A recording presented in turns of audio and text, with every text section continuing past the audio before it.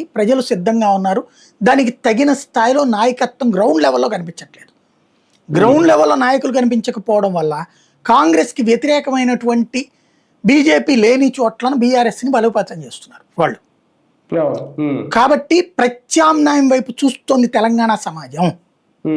ఎప్పుడైతే నీకు 39% ఓట్లు వచ్చినాయి అంటే మిగతాదంతా నీ వ్యతిరేకతే కదా.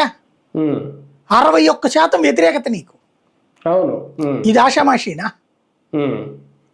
అది 61% క్రోడీకరించుకునేటటువంటి శక్తి ఉంటుందా?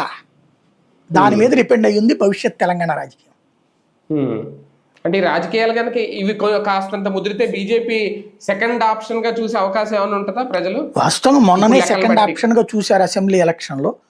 బండి సంజయ్ని దించేసి వీళ్ళు చెడగొట్టుకున్నారు. అది ఇప్పుడు చూస్తున్నారనడానికి సాక్ష్యం కనబడుతుంది. ఆదిలాబాద్, నిజామాబాద్, కరీంనగర్ ఇట్లాగా. అంటే మనం అబ్జర్వ్ చేస్తే బలమైన లీడర్లు ఉన్న చోట, నిర్మల్ ఇట్లాంటి చోట్ల బలమైన లీడర్లు బీజేపీకి ఉన్న చోట్ల సక్సెస్ అయ్యింది. లీడర్లు బలమైన లీడర్లు లేని చోట దెబ్బతింది. ఇప్పుడు బీజేపీ చేసుకోవాల్సిన పని ఏంటంటే ఉట్టి మనకి కొత్తగా మన వాళ్ళని ఎమర్జ్ చేసుకోవడమే కాదు, బలమైన లీడర్లు వేరే పార్టీ నుంచి అని తెచ్చేసుకోవాలి. తెచ్చేసుకుని ఇప్పటి నుంచి సీరియస్ ఎఫర్ట్ పెడితే నడుస్తుంది.